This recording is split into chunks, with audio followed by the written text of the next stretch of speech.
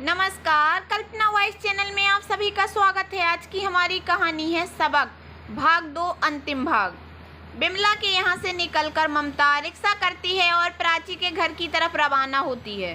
रास्ते में प्राची अपनी माँ से कहती है, पर माँ मैं कैसे आऊँगी काम पर बच्चे कैसे संभलेंगे। अरे प्राची तू चिंता मत कर, सब हो जाएगा। ऐसा कहकर अपने दामाद के बारे में प्राची को समझाने लगती है। देख बेटा, प्राची माना कि तू घर के कामों में और बच्चों में व्यस्त रहती है, पर अपने पति का भी पूरा ख्याल रखा कर। वो कहाँ जाता है, किससे मिलता है, कौन है उसके दोस्त, ये सभी जानकारी तुझे भी रखनी चाहिए। थोड़ा सा खुद पर भी ध्यान दिया कर।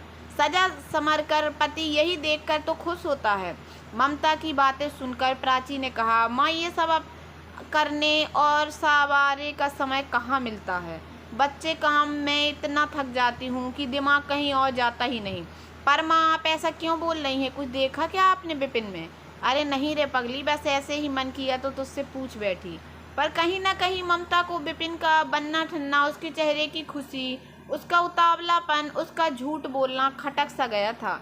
उस दिन की जब विपिन अपने दोस्त से मिलने जा रहा था तो काफ़ी तैयार होकर निकला था। खुशबूदार परफ्यूम, चेहरे पर अलग सी मुस्कान देखकर ममता को कुछ तो आंखों में खटका था। माँ प्राची ममता को हिलाती है। कहाँ खो गई माँ? चलो घर आ गया। बच्चे भी स्कूल से आ चुके थे। दिन यूं ही गुजर रहा था। रोज प्राची बच्चों को स्कूल भेजकर और विपिन को ऑफिस माँ के साथ बिमला के यहाँ आया करती थी। शुरू में विपिन ने प्राची को काम करने से मना कर रहा था, पर ममता के समझाने के बाद वो मान गया। कुछ दिन बाद रात के खाने पर शुभम और आरती फिर से आए अपनी माँ को वापस घर ले जाने के लिए। खाने की टेबल पर ममता ने विपिन से उसके दोस्त के बारे में पूछ बैठी। विपिन आपके दोस्त कैसे हैं? आप बोल रहे थे कि उसकी तबीयत खराब थी। ममता का सवाल सुनकर विपिन आश्चर्य से ममता की तरफ देखने लगा और पूछा, कौन सा दोस्त माँ? फिर उसे याद आया कि जिस दिन ममता आई थी वो दोस्त से मिलने ही तो गया था।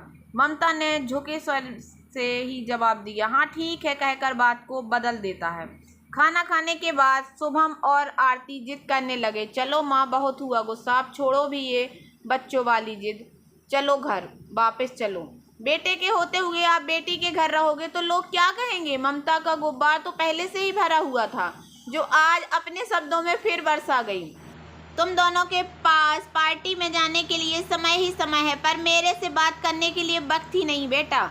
दिन भर मैं पूरे घर को संभालती हूँ और बदले में यदि मैं अपनी पसंद की चीज़ों के लिए बोल दूँ तो उसे नज़रअंदाज किया जाता है। मैं अपने पोते के लिए काया बनी फिरती हूँ और उस पोते को मुझसे दूर किया जाता है।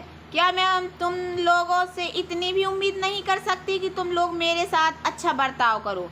ममता की बातें सुनकर शुभम माँ से माफ़ी मांगने लगता है, पर आरती कुछ नहीं बोलती। ममता अभी भी नाराज थी अपने बहू बेटे से, इसलिए घर जाने को राजी नहीं हुई। इस बार भी शुभम और आरती को वापस लौटना पड़ा। 2 महीने तक लगातार काम करने के बाद ममता ने बिमला से कुछ पैसे मेहनताना मांगे, क्योंकि कल ममता के पोते सोहन का जन्मदिन था। ममता सोहन को दिलो जान से प्यार करती थी। प्राची के घर पर रहते हुए ना जाने कितनी बार ममता सोहन के लिए रोया करती थी। वो कहते हैं ना, सूद से ज़्यादा मूर प्यारा होता है। सुबह सुबह प्राची ने घर का सारा काम जल्दी से खत्म करके माँ बेटी काम के लिए निकल पड़े। उस दिन ममता को खरीदारी भी करनी थी अपनों के लिए। शाम को बिमला के घर से निकले के बाद ममता और प्राची खरीदारी करते हैं। सैलरी से मिले पैसों से सबके लिए ममता कुछ न कुछ उपहार लेती है। प्राची के घर पहुंचकर ममता बच्चों को खिलौने देती है। नानी के लाए खिलौने को पाकर बच्चे बहुत खुश होते हैं। विपिन को भी एक सुंदर सा सेट ममता देती है तो विपिन कहता है, अरे माँ इसकी क्या ज़रूरत थी, बस आपका आशीर्वाद ही काफ़ी है हमारे लिए। ममता विपिन की बात सुनकर मुस्कुराते हुए कहती है, बेटा जी कभी कभी सासू माँ की तरफ से भी ऐसी चीज़ें लेनी चाहिए, अच्छा लगता है। ममता के चेहरे पर आए एक अलग ही आत्मविश्वास झलक रहा था, जो शायद वक्त की मार के साथ ढल चुका था पर आज फिर से जीवित हो गया था। तभी प्राची आवाज़ देती है, माँ शुभम का फ़ोन है, आपसे बात करना चाहता है। ममता थोड़ा सोचती है, फिर प्राची की तरफ बढ़ जाती है और फ़ोन रिसीव करते हुए कहती है, हाँ बोल बेटा। दूसरी तरफ से शुभम माँ को प्रणाम करता है और कहता है, माँ कल सोहन का जन्मदिन है और हमने सोचा है कि कल हम सब बाहर खाना खाने जाएंगे, तो आपको चलना ही होगा। इस बार मैं आपकी एक ना सुनूंगा, आप आएंगी ना? आप नहीं आएंगी तो सोहन का दिल टूट जाएगा। शुभम के काफ़ी जिद करने पर ममता कहती हैं, ठीक है बेटा, पर मेरी एक शर्त है। मानोगे? शुभम कहता है हाँ माँ, आप बोलो तो सही, जो बोलोगे मैं वही करूँगा। पक्का? वैसे भी मैंने और आरती ने अपनी ज़िंदगी में बहुत सारी गलतियाँ कर चुके हैं, पर अब नहीं। आवाज़ में ग्लानि भरते हुए शुभम कहता है अच्छा तो सुनो, मैं चाहती हूँ कि कल का खाना मैं खिलाऊँ अपने पोते के जन्मदिन के उपलक्ष्य में, और कभी भी तुम दोनों मुझे मेरे पोते से दूर नहीं करोगे। यदि ये शर्त तुम्हें मंजूर है तभी मैं कल आऊँगी। ममता समय का फ़ायदा उठाते हुए कहती है।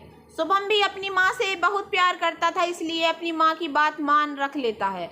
दूसरे दिन रात को सभी एक होटल में खाना खाने जाते हैं और वहीं एक छोटा सा उत्सव मनाया जाता है, सोहन के जन्मदिन का। दादी को सामने देखकर सोहन बहुत खुश होता है, क्योंकि वो भी अपनी दादी को बहुत प्यार करता था।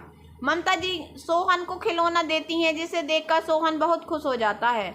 वो उसका फेवरेट खिलौना था जो उसे बहुत पसंद आता है, और उससे ज़्यादा वो अपनी दादी को पाकर खुश था। शुभम को एक सुंदर सा सेट भेंट देती हैं और आरती को एक सुंदर सा नीले रंग की साड़ी देती है। आरती शर्मिंदगी में अपने सिर को ममता के सामने झुका लेती है और कहती है माँ, अब हमें माफ़ भी कर दीजिए। मैंने बहुत दिल दुखाया है आपका, पर आपके बिना वो घर अधूरा है माँ। प्लीज़ माँ चलिए घर वापस। आगे से आपको शिकायत का एक भी मौका नहीं दूंगी। आपसे हमें बहुत कुछ सीखना है। आपके छत्र छाया की ज़रूरत है हम सबको। चलिए माँ चलिए। ऐसा कहकर आरती रोने लगती है। ममता आरती को प्यार से गले लगा लेती है और घर वापस जाने के लिए राजी हो जाती है। पर ममता का एक काम अभी भी बाकी था, जिसे पूरा करना था। अभी तो सिर्फ एक ही लक्ष्य पूरा हुआ था, अभी तो विपिन को सुधारना बाकी था। ममता विपिन को इशारा करती है 2 मिनट के साथ चलो। विपिन ममता का इशारा समझ कर साइड में जाता है। ममता एक साड़ी विपिन के हाथ में थमाते हुए बोलती है विपिन, ये साड़ी तुम रागनी को दे देना। रागनी का नाम सुनकर विपिन घबरा जाता है। हाँ विपिन, रागनी तुम्हारी दोस्त जिससे तुम छुप छुप के मिलते हो। मुझे सब पता है। बिमला के घर जाते समय मैंने तुझे कितनी बार देखा है। वो तो शुक्र मनाओ कि प्राची को कुछ नहीं मालूम, वरना तुझे नहीं छोड़ेगी। प्राची को कमजोर मत समझो बेटा, वो मेरी बेटी है। हर परिस्थिति में जीना जानती है प्राची। वो तुमसे और बच्चों से बहुत प्यार करती है, और उस प्यार के बदले तुम क्या दे रहे हो? धोखा। संभल जाओ, अभी भी वक्त है, नहीं तो अंजाम भुगतने के लिए तैयार रहना। मैं प्राची को इसलिए तो काम पर ले जा रही हूँ थी कि वो अपने पैरों पर खड़ी हो सके, ताकि भविष्य में कभी भी अकेले चलने का मौका आए तो वो घबराए नहीं। इसलिए सुधर जाओ विपिन, सुधर जाओ। ममता की बातें सुन विपिन की सिट्टी पिट्टी गुल हो गई। वो हकलाते हकलाते ममता से कहता है प्लीज़ माँ, प्राची को कुछ मत बताइए। मैं प्राची और बच्चों से बहुत प्यार करता हूँ। मैं भटक गया था अपने राह से, मुझे माफ़ कर दीजिए माँ। मैं आपसे वादा करता हूँ कि आज के बाद मैं कभी रागनी से नहीं मिलूँगा। ममता सिर पर हाथ रखते हुए उसे खुश रहो का आशीर्वाद देती है और सबके पास आकर खड़ी हो जाती है। सोहन दादी का हाथ पकड़ गाड़ी में बिठा देता है। जाते जाते प्राची को कहती है अपना ख्याल रखना बेटा, और विपिन मेरी बेटी का ध्यान रखना। इस तरह ममता ने अपने बहू बेटे को गलती का एहसास कराया और अपना खोया आत्मसम्मान वापस पा लिया। दूसरी तरफ अपनी बेटी की खुशियों में बाधा बन रही रागनी नाम के कांटे को भी निकाल कर बाहर फेंका। बहुत प्यार से दो घर को सुधार गई ममता अपनी सूझबूझ से। तो दोस्तों, कैसी लगी आप लोगों को मेरी ये कहानी? अगर कहानी पसंद आई हो तो प्लीज़ मेरे वीडियो को लाइक कर देना। चैनल पर नए आए हो तो प्लीज़ सब्सक्राइब कर लेना और ज़्यादा से ज़्यादा शेयर करना। धन्यवाद दोस्तों।